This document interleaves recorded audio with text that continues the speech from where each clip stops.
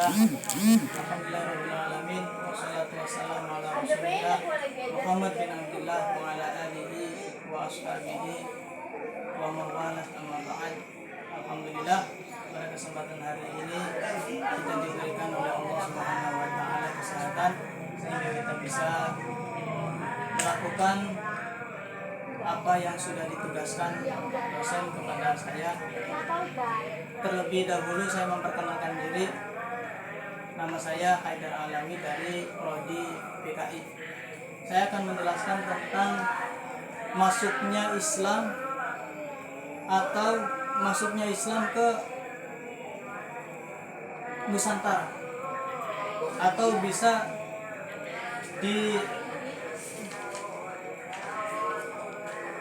atau strategi kultural Wali Songo dalam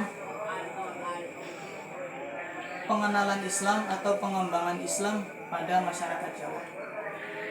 Sebelum itu perlu diketahui bahwasanya Islam itu mulai masuk ke dalam Nusantara atau ke wilayah Jawa itu sudah masuk dari sejak abad ke-7 Masehi, yang dimana dibawa oleh pedagang Arab.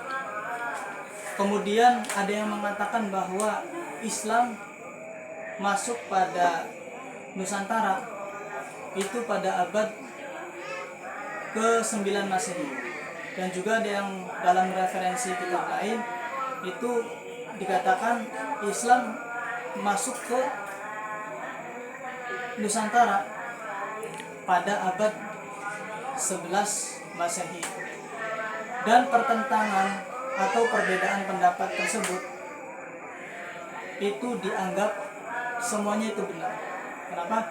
Karena adanya peninggalan dan bukti dari sejarawan kita yang mengatakan bahwasanya ada candi-candi atau peninggalan daripada sejarah itu. Dalam arti bahwa Islam masuk ke Nusantara itu bukan dari sejak Wali Songo, akan tetapi sebelum Wali Songo Islam itu sudah masuk. Adapun penyebaran Islam di Nusantara atau di Pulau Jawa ini, para pakar ilmuwan atau para pakar sejarawan itu mengatakan ada 5 unsur dalam islamisasi agama Islam masuk ke Nusantara. Yang pertama yaitu perdagangan. Yang kedua yaitu pernikahan. Yang ketiga yaitu tasawuf. Yang keempat dalam kesenian. Kemudian yang kelima, yang pertama yaitu agama Islam mulai masuk ke wilayah Nusantara. Yang pertama bisa lewat jalur perdagangan, yaitu masuknya kaum saudagar, saudagar asing ke daerah Nusantara. Dan ini termasuk daripada penilaian para sejarawan awal langkah daripada islamisasi Islam mulai menyebar ke daerah Nusantara atau Pulau Jawa. Yang kedua, penyebaran Islam ke Nusantara yaitu berupa perkawinan. Jadi dari saudagar yang dari asing kemudian menetap di Indonesia, kemudian menikahi penduduk Nusantara atau orang-orang lokal, kemudian sehingga menjadi Islam, kemudian menjadi Islam mu'alaf dan turun-menurun menyetak generasi demi generasi, sehingga Islam itu mulai memperbanyak, meluas ke daerah Nusantara, khususnya Jawa. Yang ketiga, islamisasi mulai masuknya Islam ke Nusantara, berkembangnya Islam ke Nusantara, yaitu bisa lewat tasawuf. Maksudnya apa? Ajaran tasawuf.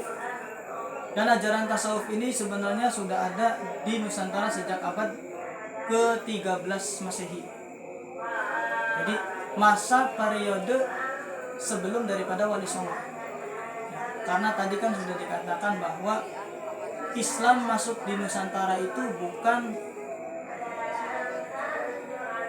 di era zaman Wali Songo, akan tetapi di era selain daripada Wali Songo, Islam itu sebenarnya sudah ada. Nah, seperti yang saya sudah jelaskan sebelumnya. Contohnya apa? Peninggalan-peninggalan yang menjelaskan bahwasanya Islam itu masuk ke daerah Nusantara atau Jawa itu sudah sebelumnya, yaitu adanya peninggalan-peninggalan, candi-candi dan lain sebagainya.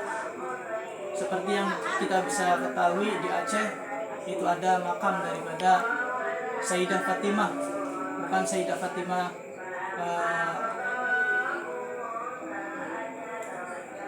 putrinya Nabi, bukan, tapi sahabat yang bernama Sayyidah Fatimah. Kemudian ada lagi di daerah-daerah tertentu sebagai ciri bahwa Islam itu masuk bukan di Wali Songo. Hanya saja di era Wali Songo ini mulai Islam itu berkembang dengan pesat. Kenapa? Karena ajaran-ajaran beliau, karena dakwah-dakwah beliau yang tidak merusak budaya lokal. Dengan lembutnya, dengan suri toladan yang baik, kemudian dakwahnya yang begitu lembut, yang memadukan antara budaya lokal dengan prinsip-prinsip agama. Itu. Ya, tadi. Yang keempat yaitu lewat pendidikan. Jadi mulai Islam di Nusantara, mulai Islam itu berkembang di Pulau Jawa, secara islamisasi bisa lewat pendidikan. Maksudnya bagaimana? Munculnya para ulama atau kiai atau guru agama, ya, yang kemudian mendirikan pondok pesantren, kemudian mendirikan madrasah sehingga mempunyai banyak murid yang berkembang di daerah-daerahnya tersendiri. Kemudian yang paling sakral, ya, yang paling mengena di hati masyarakat Pulau Jawa, yaitu penyebarannya melewati kesenian.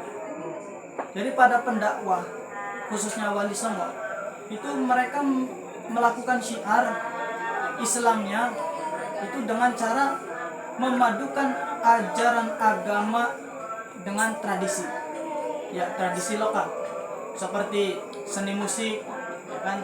Kemudian ada lagi wayang, terus ada lagi tentang permainan-permainan anak kecil. Jadi segitu hebatnya, segitu memperhatikannya para mereka Wali Songo dengan tidak mengubah ajaran-ajaran budaya lokal, sehingga dengan tidak terasa tertekan, tidak terasa membebani orang-orang di bagian Jawa itu mengikuti atau ikut masuk ke dalam agama Islam.